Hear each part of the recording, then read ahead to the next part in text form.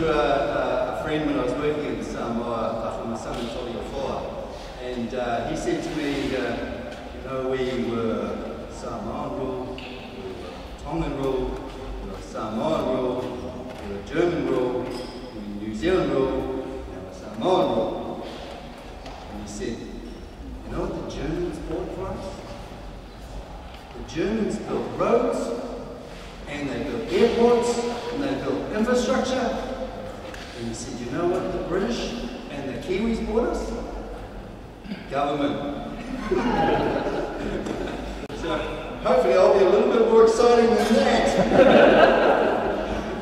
Okay, first of all, I'm going to just give you a little bit of a story about a wonderful place called Papasa'ea. Anyone know Papasa'ea?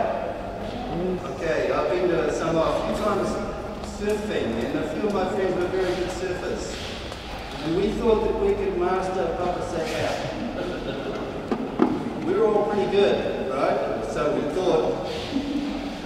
So the trick was, as you know, is let's see if you can go down here standing up. Right? So we donned our wetsuits, put helmets on, anything we could get on any sort of extremity to make sure that we could actually get down in one piece. And the challenge was, stay standing, get down the sliding rocks. It's pretty simple, huh? No. The Palangi's were not good. We thought we were good. We could ride big waves, but we could not go down there. Anyway, there was this one little Samoan girl. She was about 15 years old. She was standing up on the hill watching this. Didn't say a word, didn't change the expression on her face one bit, didn't smile or laugh at us one bit, but showed us how to do it. It was wonderful. One of my previous role, I'm immediate past chair of economic development in New Zealand, and being in an economic development agency, I get to do one of the most amazing things in the world, and that's actually work and support people like you. It's really cool to meet amazing people who are doing amazing things for their community and employing people. So Economic Development New Zealand has joined forces with an organisation that Mr. Contractor might know called the Royal Society of the Arts in the UK. 250 years old, and they're getting involved in a thing called inclusive growth. I'm very keen to see how this may be rolled out all around the world. So they've joined forces with Economic Development New Zealand, and we're starting to roll out a program and include that in our work. What does that actually mean? Inclusive growth. We talk about it. I think we talked about the well-being framework. And so Economic Development New Zealand is thinking about how we actually inculcate this and integrate it into what we do in our work. So the easiest way I can explain this is they have a thing called economic gardening. I love that too. Economic gardening, what does that mean? Well, it means we grow our own businesses. That's it. Sounds good.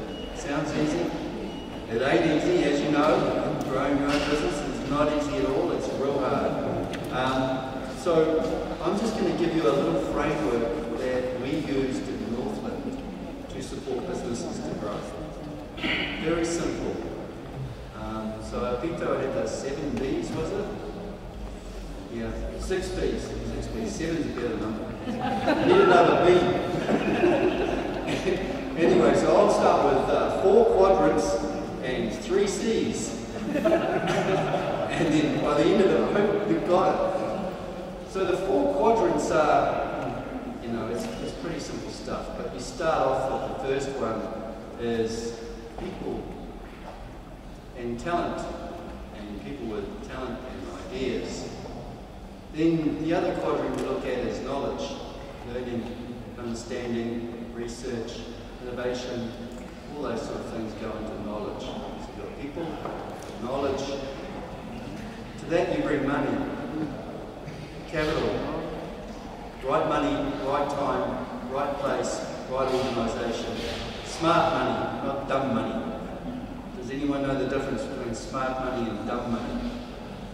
Dumb money is when somebody says your business is good, here's some money, put me on your board, maybe, I'll leave you alone and give me a return, and in exchange I want lots of shares.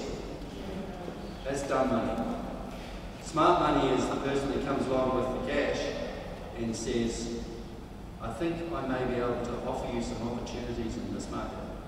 I think I have some friends that have some experience in the industry that you're working in.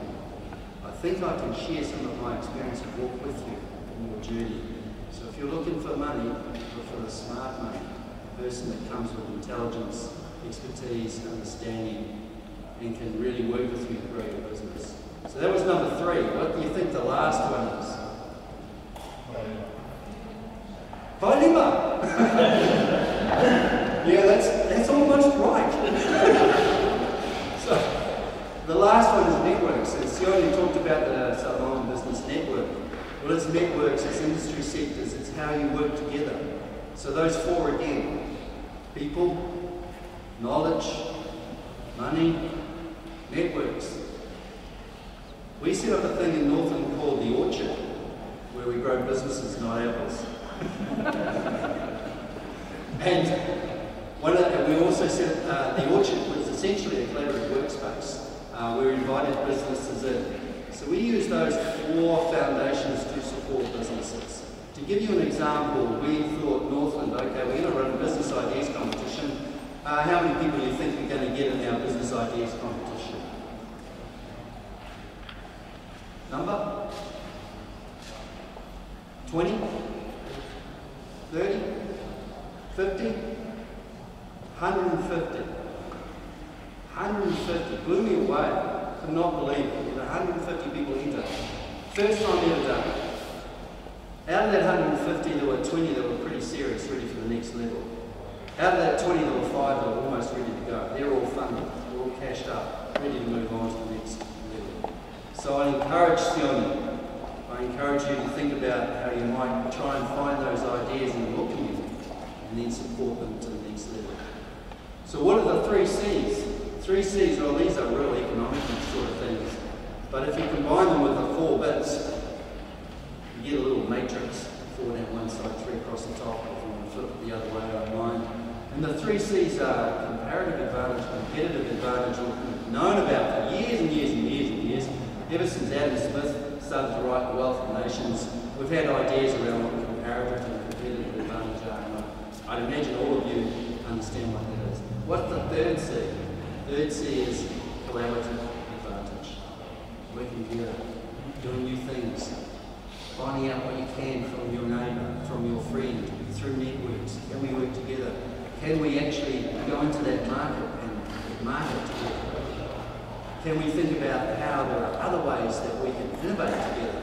What are you doing in your business? Can your tiki business work with my business that's growing coconuts?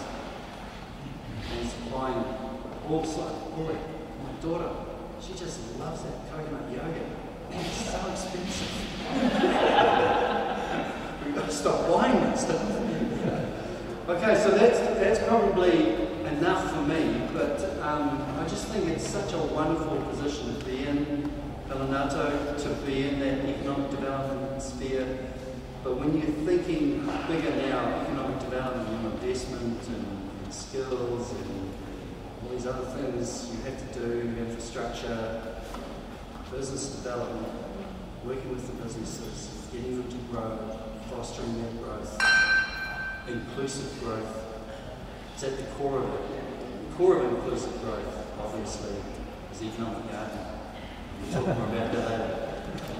Okay, everyone, we are whakatau.